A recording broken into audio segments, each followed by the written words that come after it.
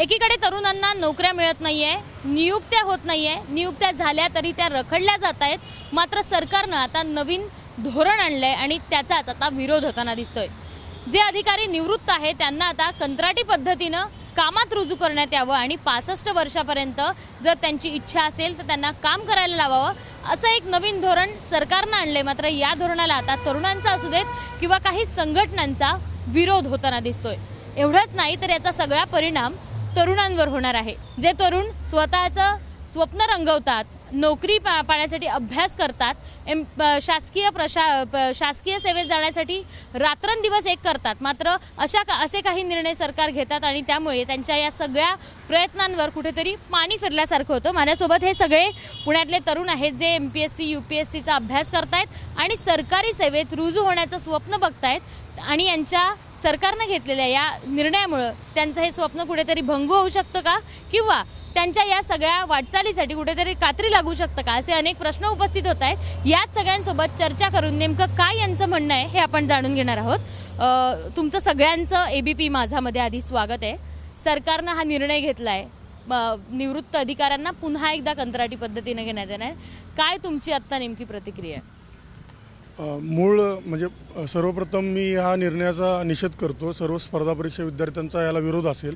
ह्याचं कारण असं आहे की जर 58 वर्ष झाल्यानंतर तुम्ही त्यांना कंत्राटी पद्धतीने जर घेत असाल तर आम्ही युवांनी काय करायचं.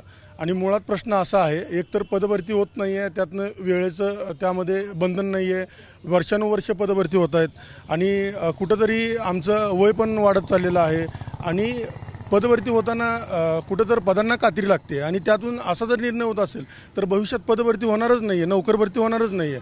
जर नोकर भरती होत नसेल तर आम्ही युवांनी काय करायचं. इतकी मोठी प्रचंड बेरोजगारी असताना, या महाराष्ट्रात भारतात प्रचंड बेरोजगारी असतानासुद्धा जर असे काही निर्णय जर सरकार घेत असेल आणि त्याही ह्या महाराष्ट्रामध्ये, तर हे कुठंतरी चुकीच्या पद्धतीचा पायंडा ह्या महाराष्ट्रात पडतो आहे असं आम्हा विद्यार्थ्यांना वाटतो आहे. त्यामुळे ह्या निर्णयाला आमचा पूर्ण विरोध राहील आणि असे निर्णय जर आमच्यावरती लादत असाल तर हे भविष्यात तुमच्यासाठी खूप म्हणजे चुकीच्या पद्धतीने आणि वाईट परिणाम ह्याचे भोगावे लागतील सरकारला. त्याच्यात जर आपण बघितलं तर त्यांना 65 वर्षापर्यंत दिले आत्ता सध्या तरी, आणि त्यांची इच्छा असेल तर ते 70 वर्षापर्यंत देखील काम करू शकतात असं त्यांचं म्हणणं आहे. आता 70 वर्षापर्यंत काम करू शकतात म्हणजे ते पुढचे 5ही वर्ष तुमच्या सगळ्यांच्या नोकरीवरची ती गदा असल्यासारखं ठरतं. मॅडम, प्रथमतः या निर्णयाचा पूर्णपणे आम्ही निषेध करतो. याचं म्हणण्याचं कारण असं आहे की कुठल्याही देशाच्या विकासासाठी तरुणाई फार महत्त्वाची असते.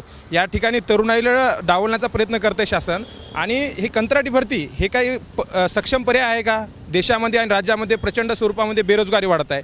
विद्यार्थी इथं 5-5, 3-3 वर्ष चांगल्या पद्धतीनं अभ्यास करत आहेत. त्यांच्या कुठेतरी रोजगारावरती गदा आणण्याचं काम शासन करत आहे. त्यामुळे आम्ही याचा तीव्र निषेध करतो. आता आपण जर बघितलं तर 1 वर्षासाठीचं हे सगळे धोरण असणार आहे प्रत्येक अधिकाऱ्यासाठीचं. याचे परिणाम तुमच्या 1 वर्षाच्या सगळ्या अभ्यासांवर होताना दिसतात. नाही, पुणे शहरामध्ये वर्षानुवर्ष स्पर्धा परीक्षांचा अभ्यास करणारे, स्पर्धा परीक्षा अधिकारी होण्यासाठी स्वप्न पाहणारे अनेक विद्यार्थी आहेत, अख्ख्या महाराष्ट्रामध्ये आहेत. पण इथे आपल्याला कुठेतरी दिसतंय की वयोमर्यादा ही 65 आहे आणि इच्छेनुसार ही 70 ही केली गेली.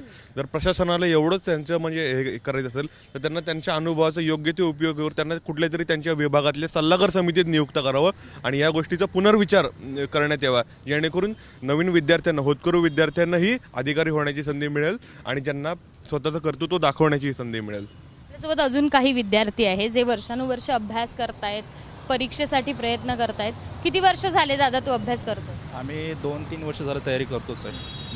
नियुक्त्या येतात, नियुक्त्या जातात, अनेकांना नोकऱ्या मिळत नाही किंवा जी जाहिरात निघते त्याच्यावरचंही पुन्हा प्रोसेस होताना दिसत नाही. यावर काय मत आहे? नाही, आमचा पूर्णतः विरोधच आहे. या गोष्टीला विरोधच आहे. कारण काय, आम्ही 2-2, 3-3 वर्षापासून तयारी करतोच आहे आणि त्यातल्या त्यात अशी कंत्राटी भरती म्हणल्यानंतर मग आमचं काय, आमच्या भविष्याचं काय, नाही का? अभ्यास केलेला वाया जाईल का? हो, वाया जाणार. कारण की एवढे 3-4 वर्ष अभ्यास करायचं आणि त्याच्यामधूनच पदं निघतात आणि त्याच्यामधून कंत्राटी भरतीनं जर पदं भरली तर आमच्या वाटेला काय येणार. त्याच्यामुळे आमच्या या निर्णयाला पूर्ण विरोध असेल. त्याचं पगाराची जर पद्धत बघितली तर त्यांचं जो वेतन आहे त्याच्यानंतर त्यांना महागाई भत्ता देखील देण्यात येणार आहे. अर्थात आर्थिक जे तंत्र आहे ते देखील यांच्या मागे लागणार आहे. महागाई भत्ता त्यांच्या देण्यात येणार आहे. पण इथे कुठेतरी हे आपल्याला असंही दिसतंय की प्रशासन यामार्फत पैसे वाचवण्याचं काम करते जे आणि त्यामध्ये पुन्हा पुढच्या भविष्य काळात विद्यार्थी भरतीमध्ये नवीन अधिकारी भरतीमध्ये कपात हे आपल्याला निश्चित स्पष्टपणे दिसत आहे. मग प्रशासनाला जर पैसे जर वाचवायचे असतील तर त्याला मार्ग अनेक आहेत. हे या पद्धतीने काम करणं हे काही योग्य नाही. आता हा सगळा निर्णय तर सरकारने घेतला आहे, तो काल रात्री निर्णय आला आहे. मात्र जर तो लादल्या गेला प्रत्येक विद्यार्थ्यांवर, जे स्वप्न बघतायत शासन सेवेत जाण्यासाठी त्यांच्यावर, तर पुढचं पाऊल तुमच्या सगळ्या विद्यार्थ्यांकडनं काय असणार? काय असणार म्हणजे आता हे सगळं सोडून आम्हाला गावी जावं लागणार आहे. म्हणजे काय उपयोगच नाही इतका अभ्यास करून सुद्धा. जर शासन जर असे निर्णय घेत असेल आणि पदभरती होत नसेल, नोकर भरती होत नसेल, आणि नोकर भरती होत असेल तर त्यामध्ये अनेक भ्रष्टाचार पण आहेत, अनेक गोष्टी होत आहेत. आणि बघितलं तर म्हणजे आतापर्यंत तलाठी भरती झाली आहे, अनेक भरत्या झाल्या, आता MPCची भरती होत आहेत. आणि MPCमध्ये अनेक निर्णय गव्हर्नमेंटने आत्ता घेतला. आता 25पासून डिस्क्रिप्टिव्ह पॅटर्न पण लागू केला. आणि शासन म्हणतंय की आम्हाला चांगले सक्षम अधिकारी नेमायचे आहेत, आणि ते पण युवा नेमायचे आहेत आणि तरुण नेमायचे आहेत. जर तुम्हाला तरुण आणि युवा सक्षम अधिकारी जर तुम्हाला ह्या पद्धतीने निवडायचे असतील तर मला हे म्हणायचं की ह्या पद्धतीने युवा येत आहेत, तर मग असा निर्णय काय घेताय तुम्ही? म्हणजे ही कुठंतरी तरुणाईला डावलण्याचा प्रयत्न आहे असंच दिसतोय. आणि ह्या गोष्टीला पूर्ण आमचा विरोधच राहील कायम. सरकारनं हा निर्णय घेतला, मात्र याला अनेक स्तरांवरनं, अनेक संघटनांवरनं विरोध होताना दिसतंय. आणि एवढंच नाही तर तरुणांनी जो काही शासन सेवेत जाण्याचं बघितलेलं स्वप्न आहे ते कुठेतरी भंग होताना देखील दिसणार आहे. हे सगळं जरी असलं तरी एकीकडे तरुणांच्या नियुक्त्या होत नाहीये. भारताला तरुणांचा देश म्हटलं जातं. याच तरुणांवर असे सगळे निर्णय लादले गेले तर हे तरुण एक दिवस आक्रमक होण्याच्या देखील तयारीत असणार आहेत. कॅमेरामन अमोल गवाळेसह शिवानी पांढरे, ABP माझा, पुणे. ABP माझा, उघडा डोळे बघा नीट.